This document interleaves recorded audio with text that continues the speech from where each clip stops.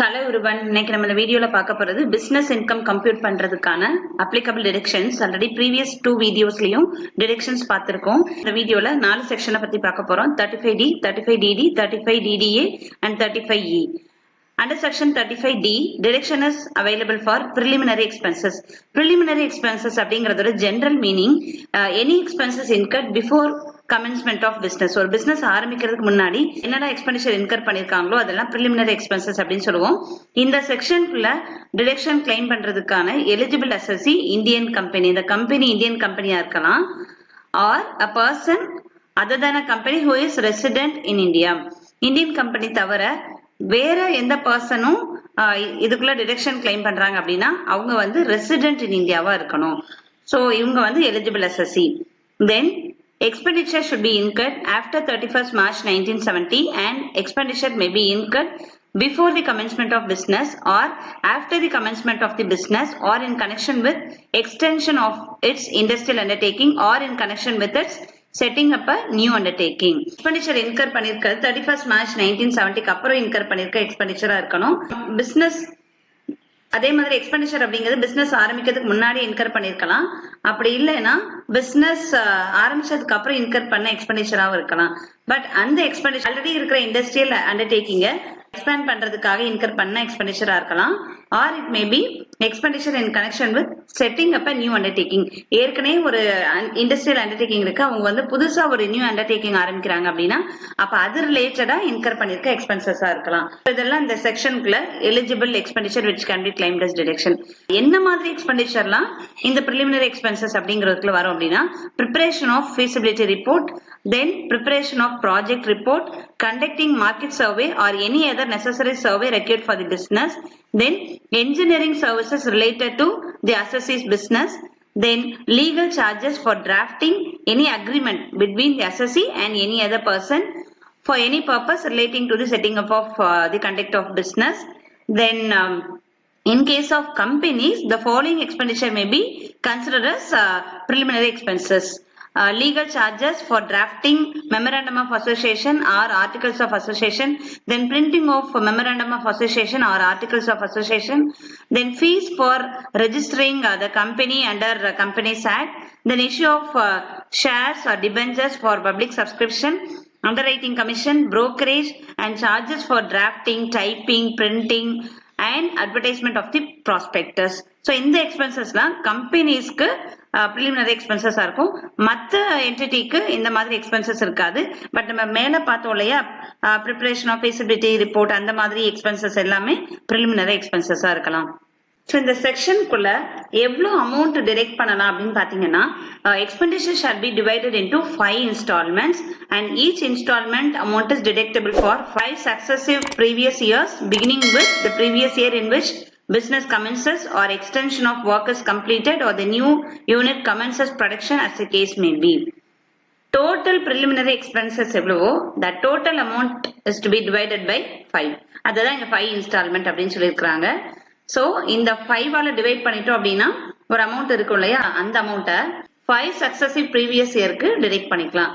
எந்த இயர்ல இருந்து அப்படின்னா எந்த ப்ரீவியஸ் இயர்ல இந்த பிசினஸ் ஸ்டார்ட் பண்ணிருக்காங்களோ ஆர் எக்ஸிஸ்டிங் பிசினஸ் எக்ஸ்டெண்ட் பண்ணிருக்காங்களோ அந்த ப்ரீவியஸ் இயர்ல இருந்து 5 இயர்ஸ்க்கு ஈக்குவலா இந்த அமௌண்ட்டை டிடெக்ட் பண்ணிக்கலாம்.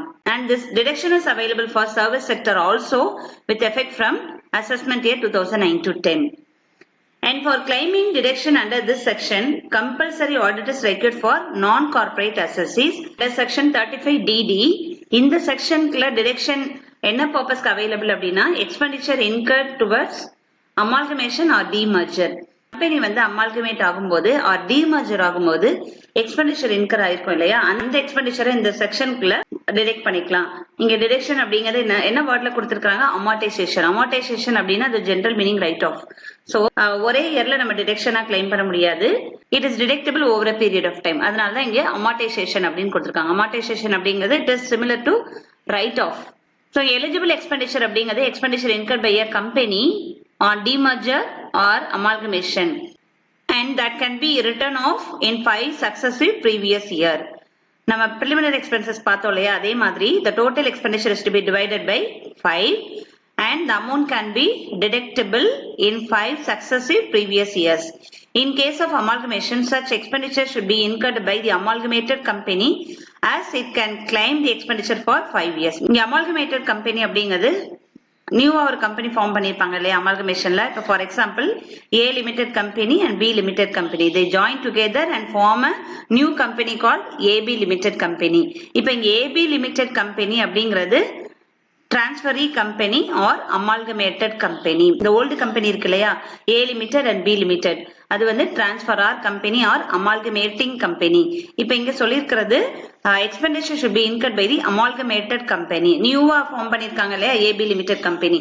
அந்த கம்பெனி தான் இந்த எக்ஸ்பெண்டிச்சர்க்காக டிடக்ஷன் கிளைம் பண்ண முடியும் for 5 years. Next under section 35 DDA deduction is available towards the expenditure incurred under voluntary retirement scheme.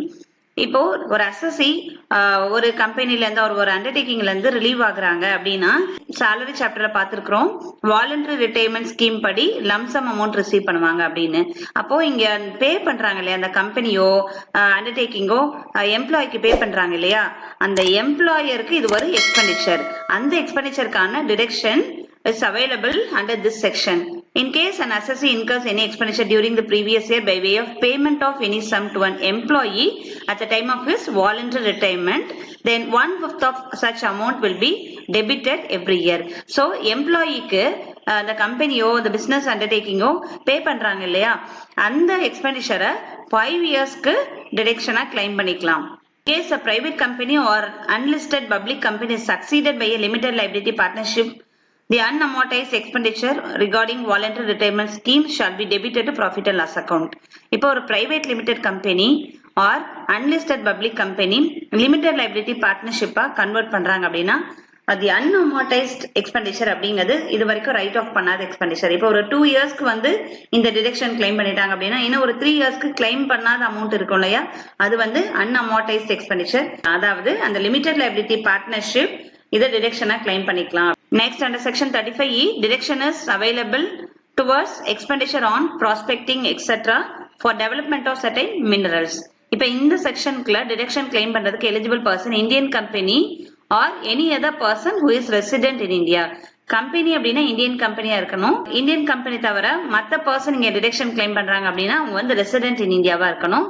And associate should engage in any operation relating to prospecting for extraction or production of any mineral and incurs after 31st March 1970. Any expenditure specified below shall be allowed as deduction equal to 1/10 of such expenditure incurred. SSC வந்து minerals extract பண்ற அந்த பிசினஸ்ல engage ஆயிருக்கணும். அதுக்காக expenditure in her பண்ணிருக்கணும். and that expenditure should be incurred after 31st March 1970. So அந்த மாதிரி in her பண்ற எக்ஸ்பெண்டிச்சரை 10 இன்ஸ்டால்மெண்ட்ல டிடக்ஷனா கிளைம் பண்ணிக்கலாம். அதனாலதான் நீங்க கொடுத்துருக்காங்க 1/10 அப்படின்னு. இங்கேயும் வந்து அமார்டைசேஷன் அப்படின்னு ஏன் சொல்றோம்னா இட்ஸ் லைக் ரைட் ஆஃப். ஒரே வருஷத்துல இது டிடக்ஷனா கிளைம் பண்ண முடியாது over period of time. So 10 இயர்ஸ்க்கு அப்படிங்கறதுனால இது ரைட் ஆஃப் பண்ற மாதிரி எடுத்துக்கணும். அதனாலதான் இந்த வேர்ட் வந்து அமார்டைசேஷன் அப்படின்னு கொடுத்துருக்காங்க.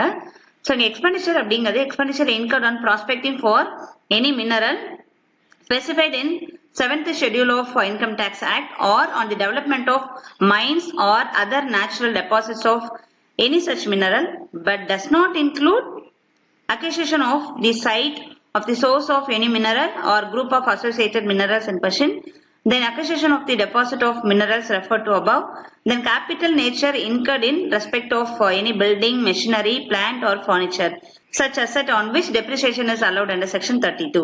இங்க எக்ஸ்பெண்டிச்சர் அப்படிங்கிறது என்னெல்லாம் இருக்கக்கூடாது அப்படின்னா அந்த சைட் அக்யர் பண்றதுக்காக இன்கர் பண்ண அமௌண்டா இருக்கக்கூடாது. அப்படி இல்லைன்னா அதுக்காக டெபாசிட் பண்ணிருக்க அமௌண்டா இருக்கக்கூடாது. அப்படி இல்லைன்னா அசெட் பர்ச்சேஸ் பண்ணிருப்பாங்க இல்லையா அதுதான் இங்க கேபிட்டல் நேச்சர் அப்படின்னு சொல்லியிருக்காங்க. கேபிட்டல் நேச்சர் அசெட் பர்ச்சேஸ் பண்ணிருக்காங்க like building, machinery, plant or furniture இந்த மாதிரி அசெட் பர்ச்சேஸ் பண்ணிருக்காங்க. அது மாதிரி இந்த அசெட்ஸ் எல்லாம் செக்ஷன் 32க்குள்ள டெப்ரிசியேஷன்ல கவர் ஆகுது அப்படின்னா அந்த மாதிரி அசெட்டுக்கு இன்கர் பண்ணிருக்க எக்ஸ்பென்சஸ் இங்க டிடக்ஷனா கிளைம் பண்ண முடியாது. சோ இங்க சொல்லிருக்கிற இந்த 3 எக்ஸ்பென்சஸும் இந்த செக்ஷனுக்குள்ள டிடக்ஷனுக்கு நாட் எலிஜிபிள். சோ இந்த எக்ஸ்பெண்டிச்சர் தவிர வேற எக்ஸ்பெண்டிச்சர் இன்கர் பண்ணிருக்காங்க டுவர்ட்ஸ் ஸ்பெசிஃபைட் பர்பஸ் அப்படின்னா இந்த செக்ஷனுக்குள்ள டிடக்ஷன் கிளைம் பண்ணிக்கலாம். இந்த செக்ஷனுக்குள்ள டிடக்ஷன் கிளைம் பண்றதுக்கு நான் கார்பரேட் அசஸியா இருக்கிறாங்க அப்படின்னா அவங்களுக்கு ஆடிட் ஆஃப் அக்கவுண்ட்ஸ் வந்து compulsory. That accounts are to be audited by a chartered accountant and that is to be verified and certified by them. அப்படினா தான் அவங்க வந்து இந்த செக்ஷனுக்குள்ள டிடக்ஷன் claim பண்ணலாம். இந்த வீடியோல பார்த்து இந்த 4 செக்ஷனுக்குரிய ப்ரொவிஷன்ஸ் உங்களுக்கு கிளியரா புரிஞ்சிருக்கும்னு நினைக்கிறேன். ரிமைனிங் டிடக்ஷன்ஸ் நம்ம நெக்ஸ்ட் வீடியோல பார்க்க போறோம். Thank you for listening.